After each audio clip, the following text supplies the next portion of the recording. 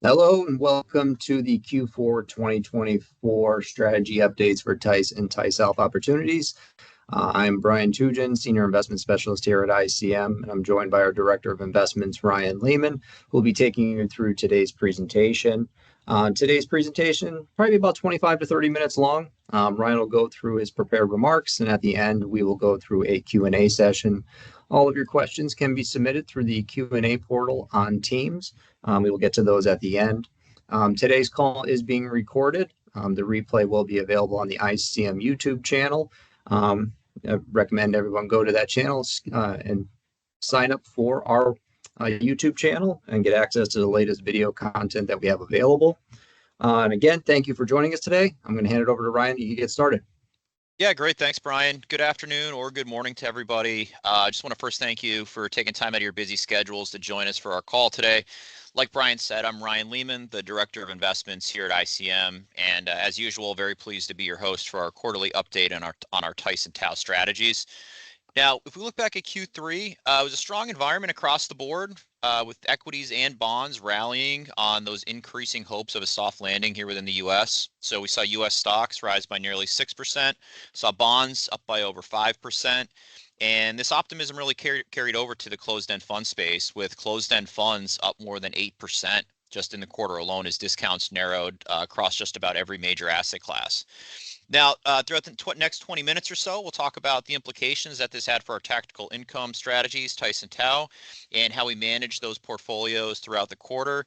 And in addition to closed-end funds, we'll take a look at our return expectations for a broad spectrum of asset classes and how that's impacting the composition of TAO's high conviction asset sleeve. So with that said, let's go ahead and start our discussion of closed-end fund markets and kick off with our flagship TICE strategy. So just to start with universe-wide discounts, during the quarter, discounts narrowed by more than 100 basis points at a universe-wide level, with all major asset classes participating. So the universe now sits at an average discount of just over 4%, which is pretty close to being in line with the long-term average. However, one important thing to note is that this number is going to be a little bit skewed by some pretty meaningful differences across asset classes, and in particular across fixed income. So munis have had a great year thus far. We've seen discounts come in by about 700 basis points just on a year-to-date basis, but discounts there still trade at an average of more than 5.5% below NAV. Taxable fixed income, on the other hand, which is going to be dominated by more credit-sensitive funds, those are actually trading pretty close to NAV at this point. Now, all of this is not to say there aren't opportunities to be had, but with discounts so tight, there are much fewer opportunities than we were seeing earlier in the year. Now on this slide, we see how the discount environment changed on a quarter-over-quarter basis, which again has been pretty meaningful. So if we start with that chart on the right, you're going to see that about 80% of the universe is trading at a discount to NAV. This is coming a little from last quarter, but we're still tracking above that long-term average of about 76%. And then if we look at the distribution on the left, you're going to get a better picture of how universe dynamics actually changed on the quarter. So more specifically, you're going to see that distribution shifting meaningfully to the right. This is in line with what we just saw on that last slide, and it really indicates that discounts generally decline during the quarter. However, one key point, though, we do still see a good number of funds kind of trading in that range of 0 to 10% discount to NAV. So to switch gears a little bit, let's take a look at some of the key drivers of closed-end fund discounts. So we'll start with interest rates. So interest rates and closed-end fund discounts tend to exhibit a negative correlation, meaning that when rates decline, closed-end fund discounts are going to narrow, and then when rates rise, they tend to widen. This typically occurs with really one caveat: when we've got rates declining due to an event of extreme market stress. So think the COVID pandemic, financial crisis, you do tend to see this relationship flip.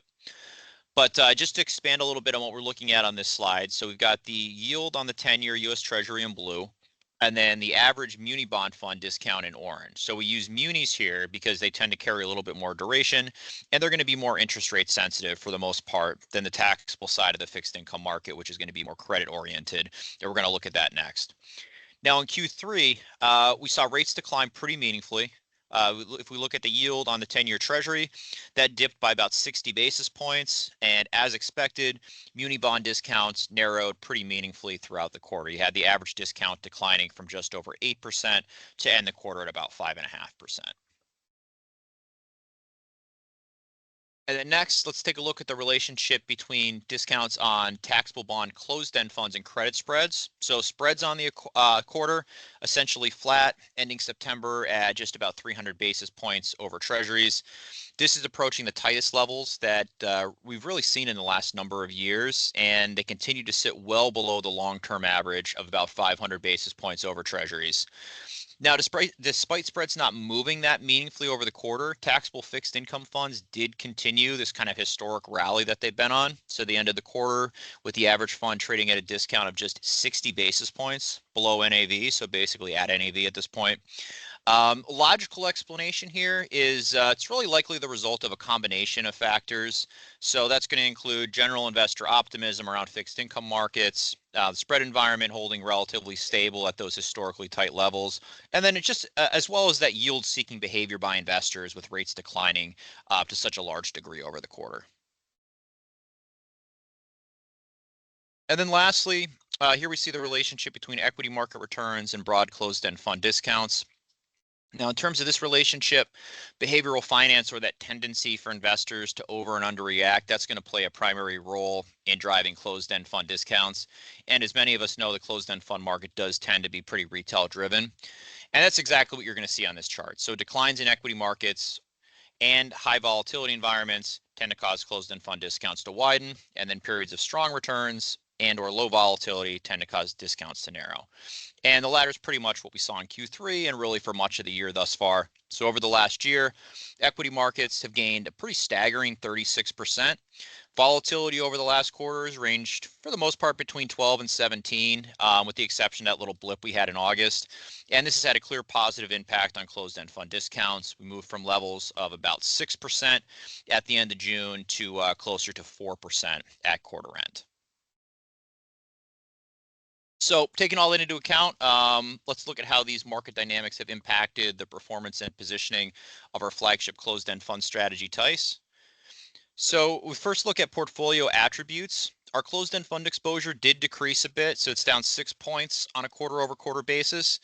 This was largely the result of selling some fairly valued closed-end funds within our taxable fixed income sleeve, as valuations there ended the quarter pretty rich, which we kind of talked about already. And then from a discount standpoint, at quarter end, we saw our average closed-end fund holding trading at a discount of over 8%, which is about 200 basis points more narrow than where we ended the quarter. And as we're going to see shortly, this was clearly accretive to performance on the quarter. And then additionally, as a quarter end, TICE was offering investors a distribution yield of 4.9%, down a little bit from Q2, but this is largely the result of just really the general fixed income environment with the rates ticking down so meaningfully, and then a little bit attributable to that selling activity that occurred within our taxable fixed income sleeve. Now, to speak to where we're finding the greatest opportunities, here we're looking at the closed-end fund versus ETF breakdown for each sleeve of the portfolio, and then the average discount of those sleeves. And what you're going to notice is that we're clearly finding the least opportunity in U.S. equities and taxable fixed income. So there we have weights of 69% and 67 or 66% allocated to ETFs respectively. So for U.S. equities, this has been relatively high for much of the last year or so, as discounts never really gapped out for equity funds on a relative basis, at least. However, key observation to make in regards to our U.S. equity allocation is that despite the universe not looking that great as a whole, the funds that we are invested in are trading at pretty attractive discounts. So they averaged about 13% below NAV at the end of the quarter. Now, taxable bonds, this is a little bit more of a shift with discounts trading so narrow within that space. However, similar to U.S. equities, the funds that we do own are still trading at attractive valuations. There you're going to see an average discount of a little bit more than 7% versus the average for that asset class, which is basically at NAV.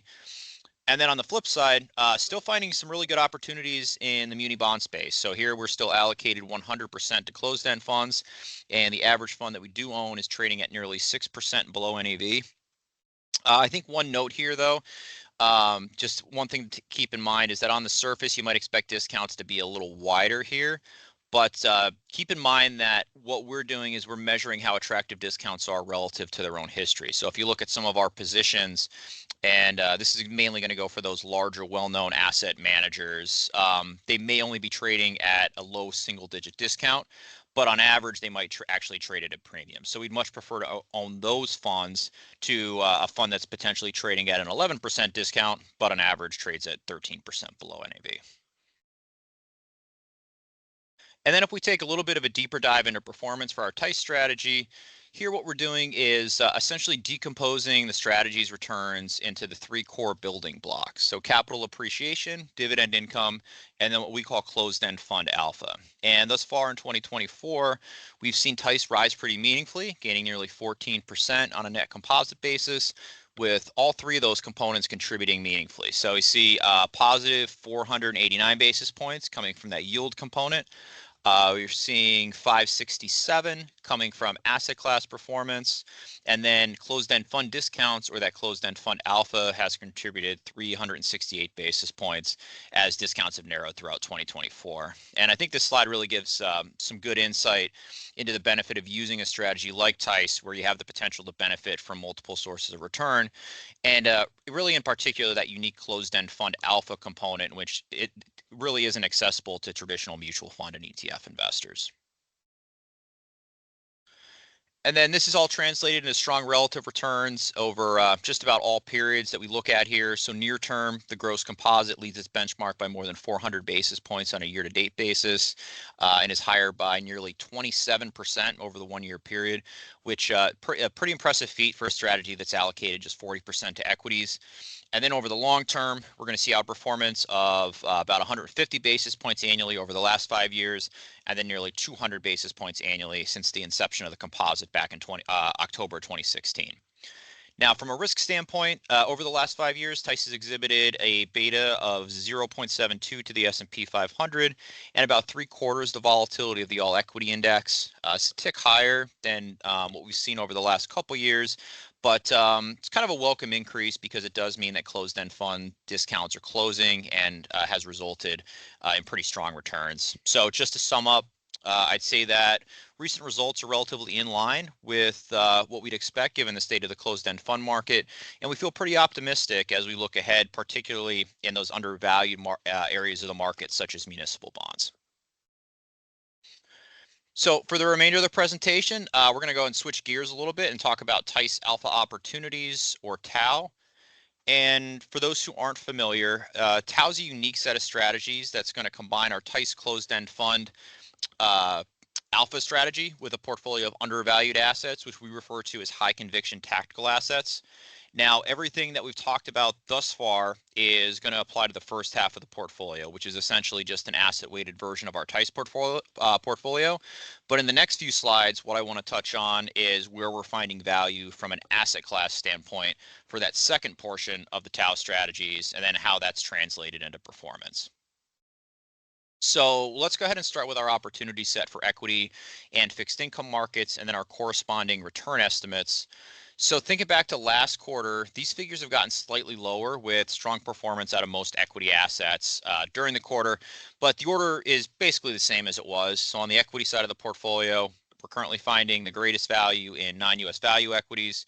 Here you're going to see return expectations of about 12% for non-US developed value, and then over 22% for emerging markets value. These continue to outpace US large caps by a wide margin, which are really at this point just expected to be a fraction of their long-term average.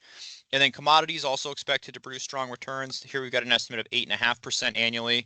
Their advantage over US large cap stocks has widened pretty meaningfully over the last year, and we'll look at that in a couple slides. And then on the fixed income side of the market, we still have EMD with outsized return expectations. Here, that's going to be due to a combination of the asset class's attractive yield and exposure to an undervalued currency basket, while most investment-grade fixed income asset classes are kind of expected to return in that mid to low single-digit range. Now, short-term treasuries Also a standout opportunity at the moment with a return expectation there of about 4.5%, given the current shape of the yield curve and the potential capital appreciation as the yield curve does get back to a kind of a more normal shape, which we're already starting to see now. And then the way this translates into the portfolio's asset allocation, that's what we're showing on the two pie charts here. So on the equity side of the portfolio, you're going to find our highest allocations, 55% and 30% allocated to emerging markets value and international value respectively. And then commodities has a weight of 15%. This is unchanged since last quarter. And then also unchanged since last quarter is our fixed income allocation. Here you're going to see kind of a barbell. We've got EM local bonds. That's our risky asset on one side of the portfolio, and then that's balanced out with our allocation to short-term U.S. Treasuries. And again, no change here from the last quarter. So getting into the rationale for our high conviction assets. So let's go ahead and start with non-US value stocks. So major story here is really two things. So it's valuations and currency.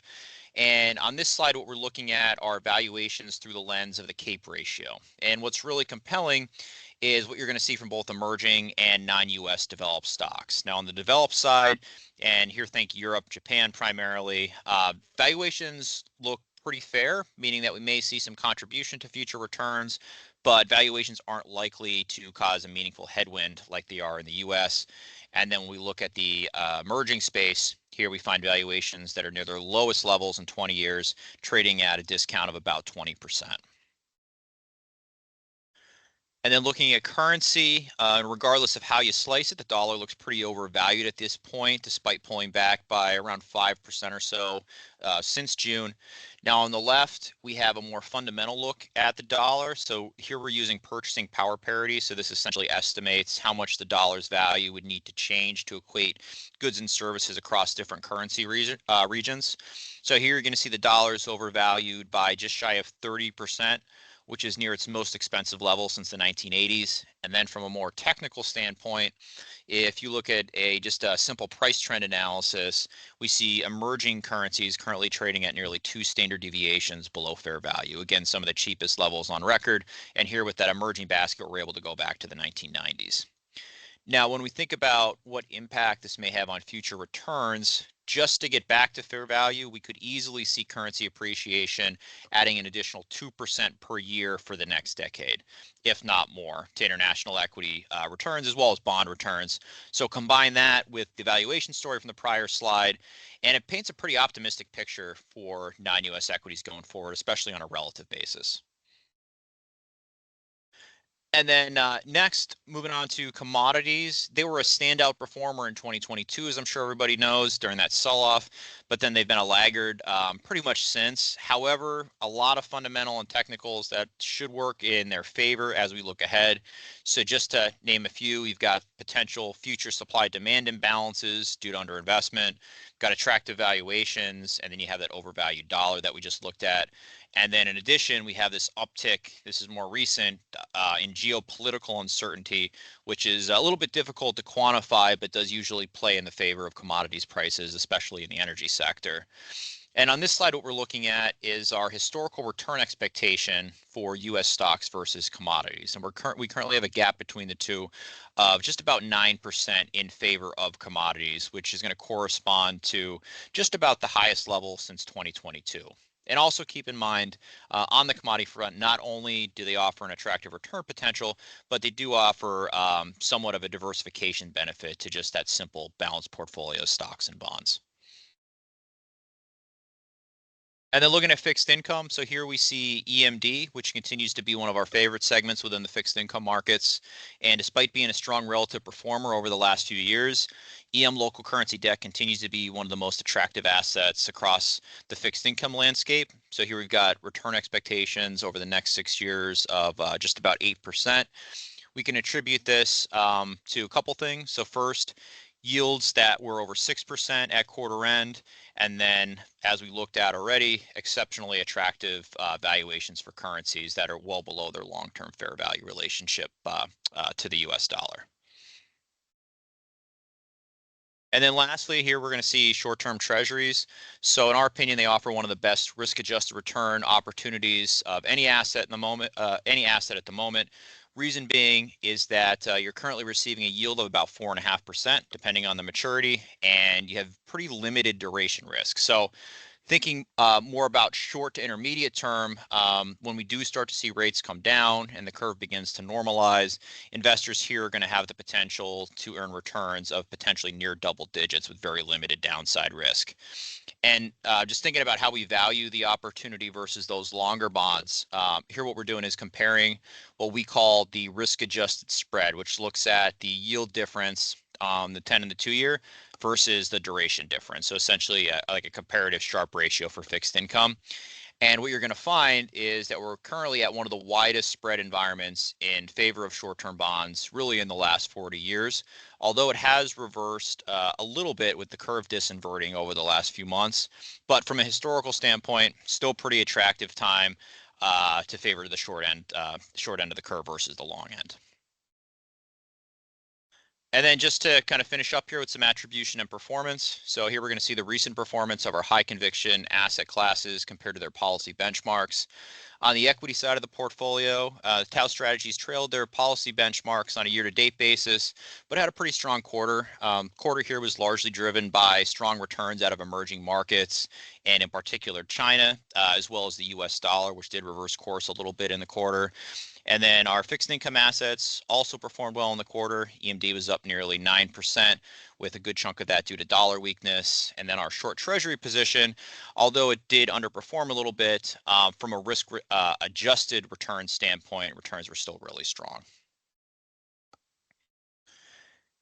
Now, on the quarter, this resulted in outperformance for our gross composites really across the board, and a bit more interesting return profile, though, if we look over the year-to-date period. So more specifically, closed-end fund performance was very strong, but our high-conviction equity assets did trail a bit. So this is going to explain that difference in relative performance across those risk profiles. So we have the more conservative models outperforming their benchmarks, while the more aggressive models are a little bit behind year-to-date due to a lower allocation to those fixed income closed-end funds that did so well. Now, if we look back to inception, income ops has gained over 6% annually compared to a 1.61% gain for the blended benchmark. Performance has been supported there by our closed-end fund alpha sleeve, which added very meaningfully to returns for just about every year except 2022, as well as our short treasury and EMD positioning, which has worked well for much of the last few years. Now for Tau 80/20, here you're going to see excess returns of just over 200 basis points annually over that same period. But unlike income ops, this was largely driven by our positions in commodities and non-US value assets that provided a pretty significant level of downside protection in 2022 sell-off, as well as generally keeping pace with markets last year. And I think all this just really highlights an important component of Tau, and that is its ability to benefit from these different sources of return. So closed-end fund alpha and undervalued assets. And they do tend to run in varying cycles, and this really helps us to provide competitive results across a variety of market environments, which is precisely what we've seen in practice so far. And that does it for all of my prepared remarks. Brian, why don't we go ahead and check the Q&A to see if we've had any questions come in? Thanks, Ryan. And again, everyone, if you have any questions, please submit them through the Q&A tab in Teams. Ryan, we have 2 questions so far. The first one is, what impact would higher for longer have on the fixed income side of the closed-end fund universe? Yeah, that's a great question, and definitely something that we've been thinking about because it is becoming more and more likely with the recent jobs and economic data that we've been getting that have been stronger than expected. Now, I guess there's a couple ways to look at it. So from a yield perspective, clearly a positive because higher rates mean higher yields for investors and also limits your reinvestment risk if rates are going to be higher. Where it gets a little tricky is really the reason why rates could potentially be higher. If it's because the economy is strong, then I don't really see much downside for bonds. And in reality, you might see taxable bonds and even potentially munis rally if this potentially results in a tighter spread environment. Now, if rates are higher because inflation reaccelerates, that could cause a bit of pain for bond investors because it would pretty much result in an unexpected shock to rates. Now, fortunately, from a portfolio perspective, I think we're positioned to do relatively well in really either of these environments, but in particular the latter. So One, if we look at how we're positioned right now, we have a lot of dry powder in our taxable fixed income sleeves, so we're easily able to take advantage of any potential discount widening that would occur in that type of situation. And then two, in our TAO strategies, we've got that large portion of our fixed income allocation in short-term bonds, which should hold up relatively well in an environment where rates are rising, in particular versus a position or an allocation that's longer duration. Thanks, Ryan. And the second question that we have is TICE's performance has been strong and the closed-end fund allocation has been decreasing. Are there still attractive opportunities in closed-end funds for the strategy? Yeah, great question. And the weight has gone down, but just to put it in historical perspective, it is still higher than where we were a couple years ago as we were kind of coming out of 2021 after that big rally post-COVID and the rally in 2021. The environment today is pretty interesting because as a whole, closed-end funds look relatively fairly valued, but there's still going to be clear pockets of opportunity. So more specifically, if we look at taxable bonds, they look pretty expensive at current levels, but we're still able to find funds that are trading cheap. And our holdings in that sleeve have an average discount of about 8% versus the universe of the asset class, which is closer to NAV. Now, munis, different story here. So we've seen discounts narrow pretty meaningfully, but we're still trading outside of their long-term average. So we've got a lot more opportunities broadly in that space. But one thing I think this really speaks to is the benefit of accessing closed-end funds through a tactical strategy like TICE or TAO, because it's not at these valuations levels, it's not really an ideal time to just go out there and buy a closed-end fund index ETF. As a whole, closed-end funds look fairly valued, but a good number of the funds are pretty expensive, to be honest. So with our strategies, we're able to avoid those expensive funds, focus on the cheap areas of the market, and have assets ready to deploy when the market looks more attractive. All right, Ryan, we have one more question. Would you elaborate on the blended index? Do you feel it's an accurate index to which you compare? Yeah, Brian, do you know if that's in regards to TICE or TAO? Um, it does not state for which one it is. Um, Yeah, maybe could you speak to both? yeah, sure. So, do you want to flip back to the performance slide for TICE? We do have it on there and we have it listed, so that'll make it really easy and clear. So for TICE, yes, we do feel like this is very reflective. So the blended index that we're using is going to be, and it's in the disclosure there. It might be a little bit hard to read, but it's composed of 32% S&P 500, 8% MSCI EFA, 38% Bloomberg Aggregate Bond, and then 20% Bloomberg Muni, and then 2% cash.